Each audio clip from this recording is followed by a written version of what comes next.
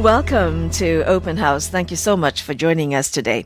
I'm Susan Ng, together with Felicia Tan from 99.co. Today we are going to review the Hillshore at Pasir Panjang Road. This is a small freehold development. It was launched in April last year. We want to talk about not just the development and the neighborhood, but also about the connectivity and accessibility that residents of the Hillshore will have upon the completion of the Circle Line. Felicia. Yes. We'll also be discussing the key considerations when you are purchasing a resale condo. So how do buyers consider if they should purchase a resale condo over other options such as a new launch condo? What are some factors that buyers should prioritize when you are shortlisting resale condos? That's right. If you have questions, you know what to do. You can WhatsApp us at 963-11938.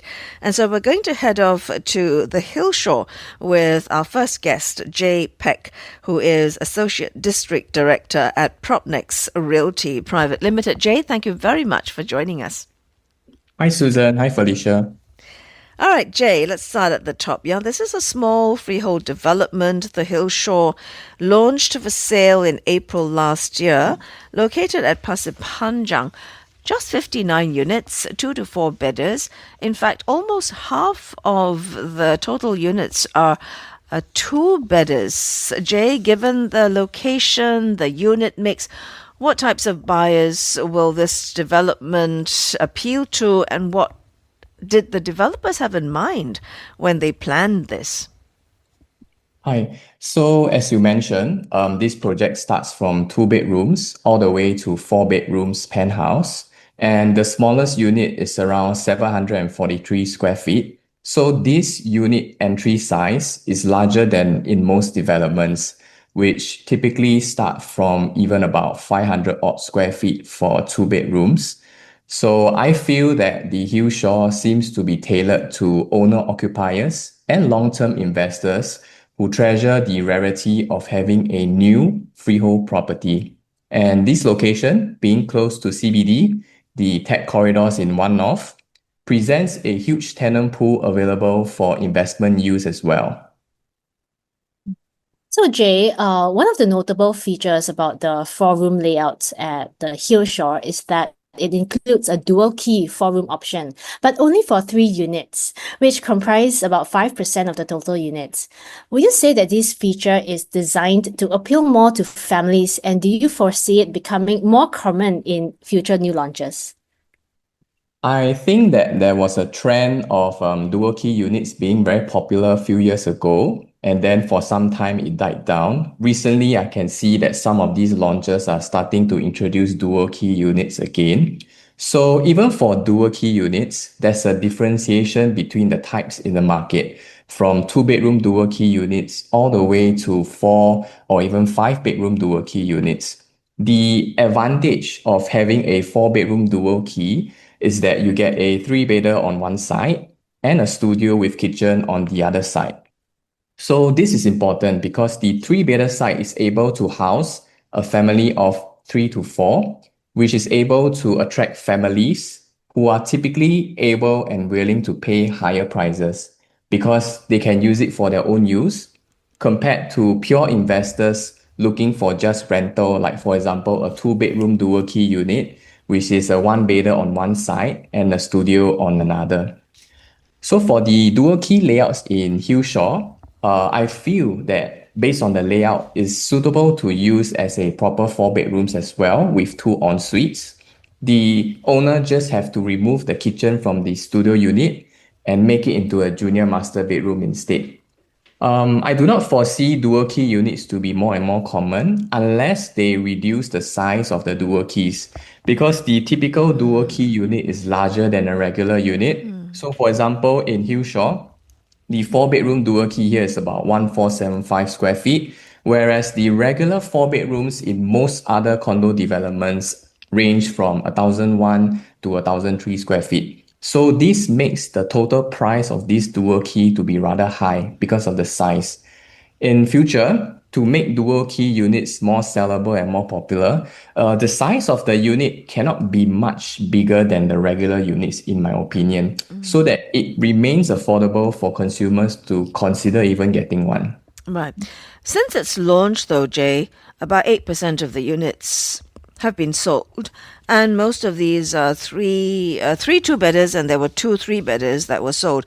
Transaction prices range from 1.93 million to 3.16 million Sing dollars.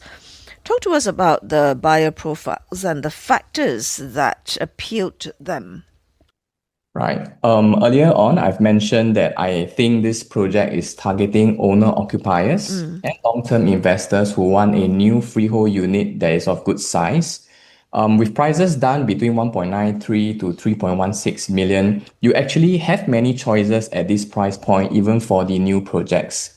But if you notice carefully, along the western-southern stretch of West Coast, Haw Par Villa, Pasir Panjang, all the way to Labrador Park and Telok Blangah, the specific locality that Hillshore is located in, it is the quietest and least dense among this stretch. So having quietness yet convenience to the train station and work and study nodes, to me, is a luxury.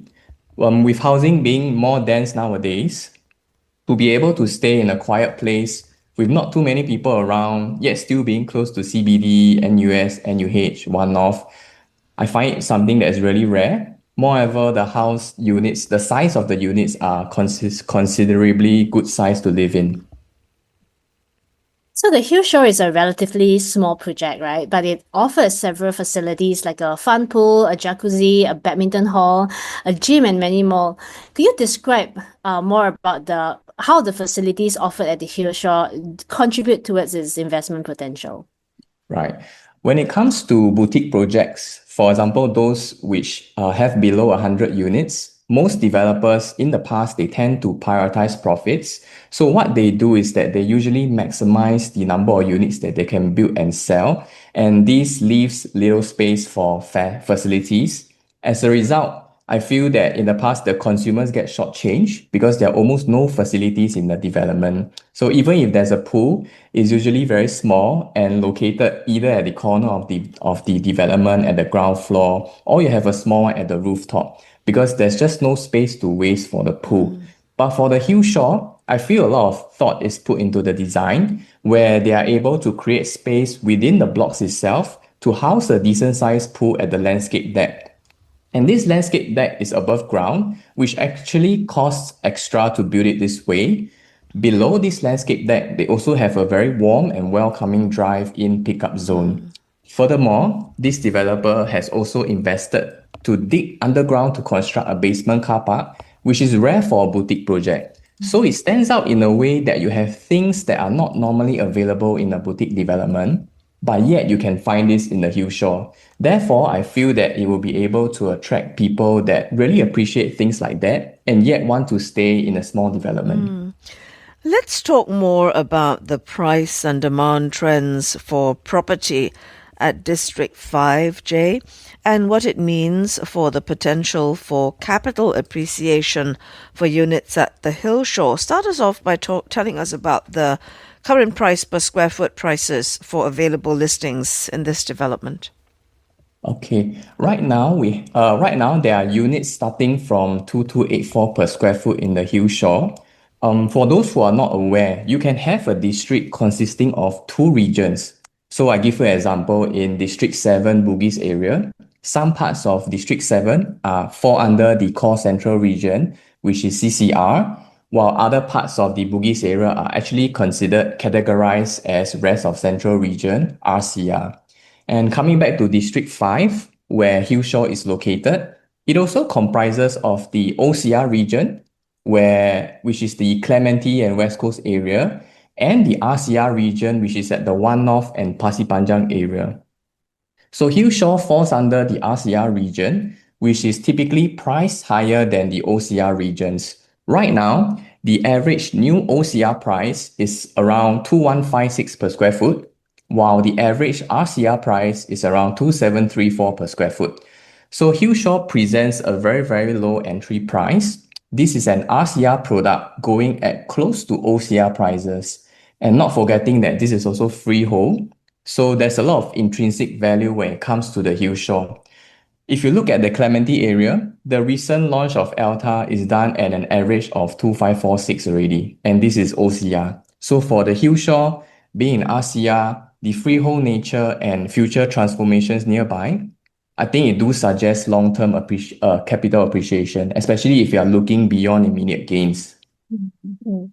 So for pure investors who are looking for rental income, what kind of rental yield do you think they can expect to see? And what types of tenants are they likely to attract as well? I think they can expect yields in the range of 3 to 3.5%, which is typical for the freehold projects in the fringe areas. The proximity to NUS, NUH, One North, and the Circle Line, likely tenants could include academics, doctors, and expats working in the tech and biomedical sectors, as well as the professionals working in the CBD who value quieter living spaces that are close to nature. There is another new development close by, isn't it, Jay? Yes. Terra Hill. So both this Terra Hill as well as the Hillshore are freehold. So Terra Hill, though, is significantly larger than the Hillshore in terms of size. So let's talk about comparison here. How should buyers who are interested in living in this particular location of Pasir Panjang look at the two developments? So Terra Hill and the Hillshore do serve slightly different audiences. Okay. Terra Hill, being larger, offers more variety in the unit types and facilities, which might appeal to families or those looking for more community features. And for the Hillshore, being smaller and more intimate, might appeal to those who prefer exclusivity and privacy. Both are freehold, so to me, it really comes down to the lifestyle preferences and budget. But the layout is what I think Hillshore did nicely. The two bedrooms in Hillshore come in the efficient dumbbell layout, but not only that, they also provide a tuck-in kitchen, which you do not get in the Terra Hill two-beders. And for the Hillshore three-beders, they feature a landscape-style living dining. This landscape-style living dining is very sought after because it makes the whole living space look wider and brighter. Plus, the 3.2-meter high ceiling makes it feel generous. And that is one very important factor to look at when we are analyzing layouts. So this is something that you do not see in Terra Hill's three bedrooms as well. So the Hillshore is located very close to the Pasir Panjang terminal, which is expected to cease operations by 2040s. Share more about what other changes, future residents at the Hillshore can expect at Pasir Panjang and what it will mean for their lifestyle in future.